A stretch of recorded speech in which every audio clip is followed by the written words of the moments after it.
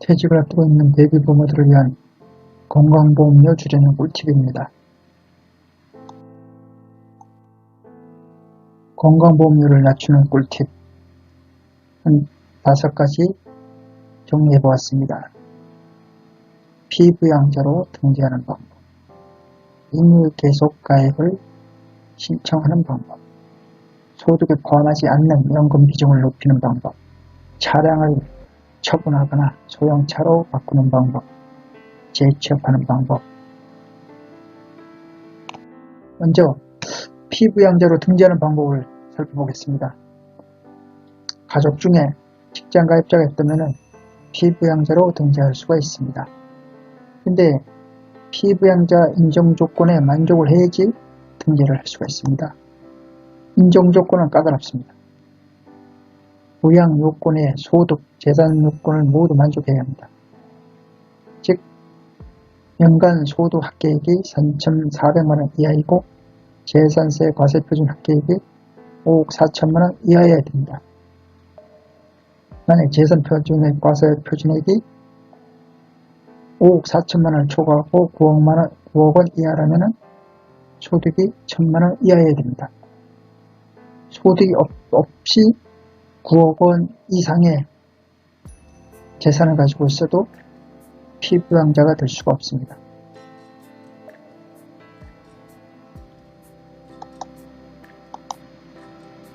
그리고 현재 조건도 피부양자 인정 조건이 쉽지가 않은데 2022년 7월부터는 소득 합계액이 3,400만원 이하가 아니라 2천만원 이하가 됩니다.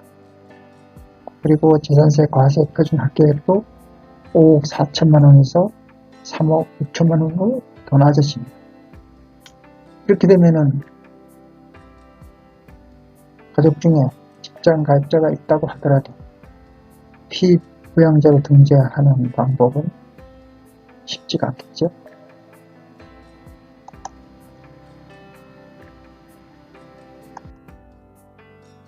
그 다음에 임의 계속 가입을 활용하는 방법입니다. 정확하게는 모른다 하더라도 우리는 건강보험 홈페이지에 들어가서 건보료를 시뮬레이션 해볼 수가 있습니다. 그래서 퇴직한 후에 지역가입자로 이제 전환이 되는데요. 지역가입자가 되었을 때 직장 가입자일 때보다 건강보험료가 올랐다고 보면은 임의 계속 가입을 신청하면 됩니다. 임의 계속 가입을 하면은 7일 3년간 36개월간 전에 내던 직장보험료 수준으로 건보료를 낼 수 있다는 것입니다. 근데 여기서 유의사항이 지역보험료 고지서 납부 기한부터 2개월 안에 보험공단에 직접 신청을 해야 됩니다. 기한 내 신청해야 하는 점에 주의를 해야 됩니다. 지난해 말 기준으로 한 17만여 명 정도가 이 제도를 사용하고 있다고 합니다. 퇴직 후 차량을 처분하거나 소형차로 바꾸는 방법도 좋은 방법입니다. 기본적으로 9년 이상 된 노후 차량이나 4천만원 미만의 4600cc 이하의 소형차이면 건강보험료에 계산을 하지 않아도 됩니다. 생계형 차량도 면제가 됩니다. 그 외에 건강보험을 선정하지 않는 자동차는 국가유동자 및 보상대상자, 보험대상자, 상위자, 또 장애인 소유 자동차, 또는 승합, 화물, 특수차, 영업용 자동차, 이런 것들이 생계형 차량이 되겠죠. 이런 건 모두가 건강보험료에는 선정하지 않습니다. 이것은 이제 자동차 보험료의 부가점수의 기준인데요. 부가점수의 기준은 11등급으로 이렇게 나누어 놨습니다. 그러니까 1600cc 이하이고 4천만원 미만일 때는 보험료 부과를 하지 않는다 했죠. 1600cc 이상이 되고 100이라면 3000cc 초과하고 그리고 이제 100%, 80%, 60%에서는 자동차의 가격을 산정하는 것입니다. 3년 미만일 경우에는 100%로 그냥 기준을 잡은 것 같습니다. 그랬을 때 이제 신차일 때 그리고 3000cc 초과한다 하더라도 부가 점수는 217점 정도 됩니다. 지금 부가 점수당 보험료 계산가가요 200원 정도 하는데 여기다 200을 곱하면은 4만원 정도의 보험료가 부과됩니다. 즉 자동차로 인해서 뭐 LG차가 됐든 배기량이 3000cc 대형차가 됐든 차량 한 대에 대한 보험료 산정은 한 4만원 정도 된다는 것입니다. 큰 영향은 없겠죠? 그 다음에 재취업을 통해서 직장가입자로 가입하는 건데요. 이 방법이 제일 좋겠죠. 뭐 은퇴를 하고 또 다시 재취업을 해서 직장생활을 할 수가 있다면 경제적으로나 정신적으로나 많은 도움이 될 것 같습니다. 그렇지만 은퇴한 후에 직장 잡기는 쉽지가 않을 것 같습니다.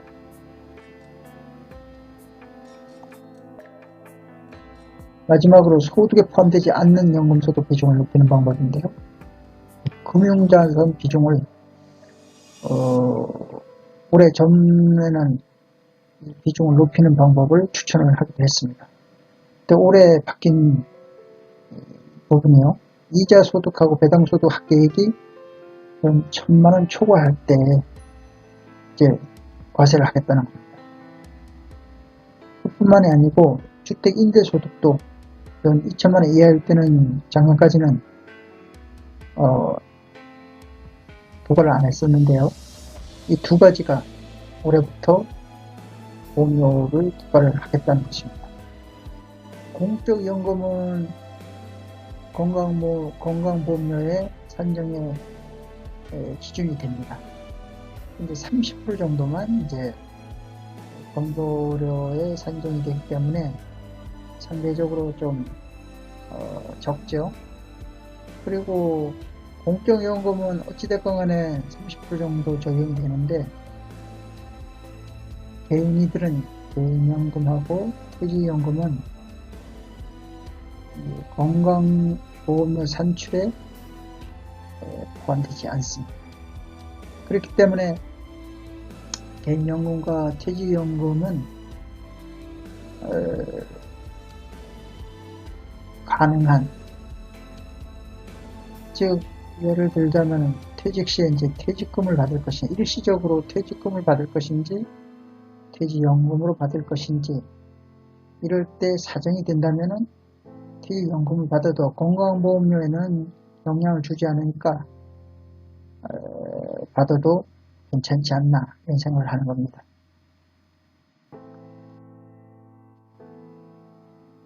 조금 전에 말씀드린 사업이자 배당연금 기타 근로소득은 소득입니다.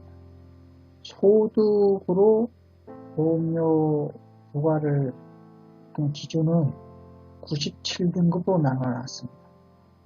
그리고 재산은 토지, 주택, 건축물, 선박, 항공기, 전세, 전월세. 특이한 거는 전세, 전월세도 이제 부과 요소가 된다는 것이요. 재산은 60등급으로 이렇게 나누어서 부과를 하고 있습니다. 그 다음에 자동차인데요. 자동차 조금 전에 설명드렸던 대로 100년 미만이고 또 4천만원 이상이고 배기량이 1200cc 초과에 해당하는 차를 11등급으로 나누어서 보험료를 부과하고 있습니다. 그러니까 건강보험료는 여기 소득, 재산, 자동차 요 세 가지 요건만 고려를 하고 이거에 해당되지 않는 것은 영향을 주지 않는다는 것입니다.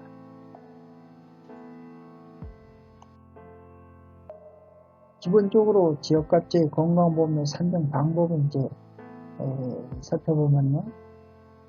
소득이 연소득, 월소득이 아니고 연소득이 100만원 이하인 사람하고 100만원 초과하는 세대로 이렇게 구분을 합니다. 그래서 100만원 이하인 세대에 대해서는 재산하고 자동차, 여기에 나오는 부가점수에다가 부가점수당 금액 2020년 기준으로 195.8원이죠. 그러니까 2021년에는 또 오를 겁니다. 200원. 그래서 대략적으로 200원 정도로 알고 있으면 될 것 같습니다. 그래서 만약에 자동차나 재산에 아무것도 없다 이러면 할 게 없죠. 그래도 최저 보험료가 13,980원이 나온다는 얘기입니다. 근데 연소득이 이제 100만원을 초과할 경우에는 소득, 재산, 자동차에 부가점수를 다 더해서 이 195.8원을 곱하면은 건강보험료가 내가 내야 할 건강보험료가 되는 겁니다. 근데 지역가입자일 경우에 하한보험, 아무리 안 내도 아무것도 없어도 13,980원은 내야 되는 겁니다. 그리고 상한보험료도 정해져 있는데요. 332만 2,170원입니다. 330만원 정도 되면 부가점수가 아무리 많다고 하더라도 상한보험료가 이 정도 되니까요. 참고하시기 바랍니다. 여기서 보면은 1,000만원을 내가 연 1,000만원을 번다 그러면은 보험료가 단순히 계산했을 때 한 9만원 정도 나옵니다. 2천만원 정도 할 때 15만 6천원, 3천만원 할 때 20만원 정도 나오네요. 근데 한 1억 정도 벌면 어떻게 되냐? 한 58만원 정도 나옵니다. 그러면 이제 재산보험료인데요. 재산보험료는 범위가 이제 주택, 건물, 토지, 선박, 항공입니다. 전월세까지 이제 포함되는 게 조금 특이한 건데, 전월세는 30% 정도 적용이 되고, 나머지는 이제 100% 적용이 됩니다. 이제 범위도 이제 또 살펴보면은 종중재산이라든가 마을 공동재산, 하여튼, 공동을 목적으로 하는 건축물, 토지는 제외된다고 합니다.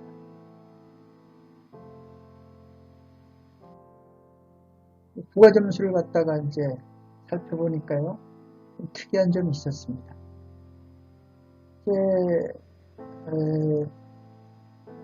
재산 금액이 5천만원 정도 과표가 잡히면은 5만원 정도 보험료가 산출됩니다. 근데 한 1억 정도면 한 8만 7천원, 2억 정도면 한 12만원 정도, 3억 정도는 얼마인가요? 13만원 정도. 근데 조금 특이한 것은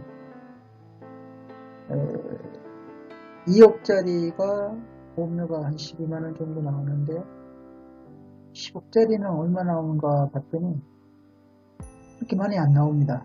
한 20만원 정도 나옵니다. 아파트 값은 한 5배 차이인데 국민형 건강보험료 차이는 한 2배 정도밖에 차이가 안 나요.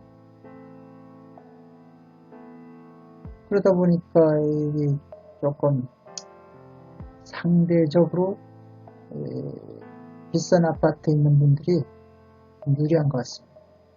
10억짜리라고 하더라도 10억 여기에 재산금액으로 잡히는 산출된 10억은요 과세 표준이기 때문에 실제로는 한 15억 정도, 시가로는 한 15억 정도는 되는 아파트.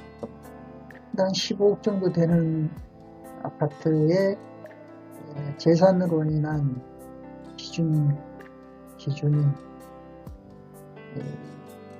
이제 보험료를 계산해 봤을 때 한 20만원 정도 나온다는 거죠. 상대적으로 뭐 상당히 저가요. 보통 대부분의 지방에 있는 2, 3억 되는 아파트에 비해서는 상대적으로 유리한 것 같습니다. 그리고 또 하나 알아둬야 될 것이 자격 상실입니다. 올해 뭐 50만 명 정도의 피부염자 자격 상실이 생겼다고 해서 대부분의 사람들이 특히 수도권을 중심으로 해서 전국적으로 뭐 아파트 값이 상승하다 보니까요, 부동산 가격이 상승해서 이런 현상이 발생하지 않았나 이렇게 언론에서 추측을 했었죠. 그러다 보니까 건강보험공단에서 적극적으로 해명을 했습니다. 부동산 가격 상승만으로 이렇게 된 것이 아니라 보니까 사업소득으로 인해서 상실된 것이 대부분이다. 이렇게 결론을 내렸습니다. 지역 건강보험료 이제 조정제도라는 게 있습니다. 이거는 왜 이제 조정을 해야 되냐면은 코로나처럼 이렇게 올해 이제 코로나 때문에 많은 분들이 특히 자영업을 하는 이런 분들이 어려움을 많이 겪고 있는데, 이제 소득이 감소하거나 뭐 휴업을 하거나 폐업을 하거나 실직을 하거나, 특히 또 이제 퇴직을 하는 분들도 그 소득이 변동이 생깁니다. 그랬을 때 이제 왜 변동이 생기나 봤더니요, 그 조정의 취지를 살펴보면 알 수가 있습니다. 이제 소득 발생 시점이나 재산 취득 시점에 보험료를 부과하는 것이 아니라, 이번에 코로나 때문에 알게 된 사실이지만은 올해는 소득이 적은데도 불구하고 작년에 소득이 많았으면은 건강보험료가 많이 나옵니다. 이렇게 될 때 시차가 발생하는 것이죠. 한 6개월 내지 1년의 시차가 발생한다고 합니다. 따라서 뭐 폐업, 자산 매각 등으로 이제 재산의 변동 사실이 있거나, 또 직장의 문제로 퇴직을 하거나 실직을 하거나, 아무튼 기본적으로 소득 감소 요인이 생겼을 때는 적극적으로 건강보험공단에 가서 조정 신청을 하면은 조정이 된다고 합니다. 구비 서류는 뭐 아래와 같이 이렇게 적어놨습니다.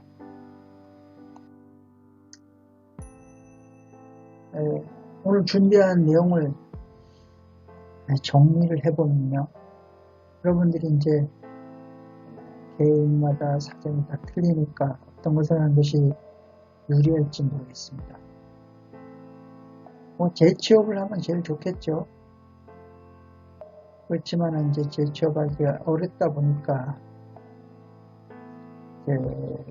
가족이 직장 가입자면은 가능한 피부양자로 등재하는 게 좋겠죠. 그렇지만은 국민연금을 받고 계시다면은 이 피부양자로 등재하는 것도 상당히 어렵습니다. 그 다음에 이제 임의 계속 가입 정도는 할 수가 있는 것 같습니다. 임의 계속 가입은 한 3년 정도 시간을 벌 수가 있는 거죠. 그리고 실제적으로 65세가 또 넘으면은 건강보험료를 또 좀 줄여주는 제도가 있습니다. 그리고 이거는 모두 해당되는 건 아니고요. 시골에 가서 귀농귀촌을 생각하고 계신 분들이라면은 또 건강보험료를 뭐 반 정도 감면해 준다고 합니다. 그 다음에 이제 연금 부분인데요. 개인연금이나 퇴직연금 같은 경우는 유지하는 것이 좋을 것 같습니다. 여기는 차량을 처분한다고 했는데 이미 살펴봤던 대로 재산을 처분하거나 차량을 처분하거나 그런 적정 방법을 통해서 건강보험료를 줄일 수 있겠습니다. 한 가지 더 말씀을 드린다면은 건강보험료를 줄이기 위해서 살고 있는 집을 단독주택이 됐건 아파트가 됐건 파는 것은 현명하지 않겠죠. 그 건강보험료를 낮추는 꿀팁이라 해가지고 5가지 정도로 이제 요약을 했는데요. 개인 사정에 맞추어서 현명한 판단을 하시기 바랍니다.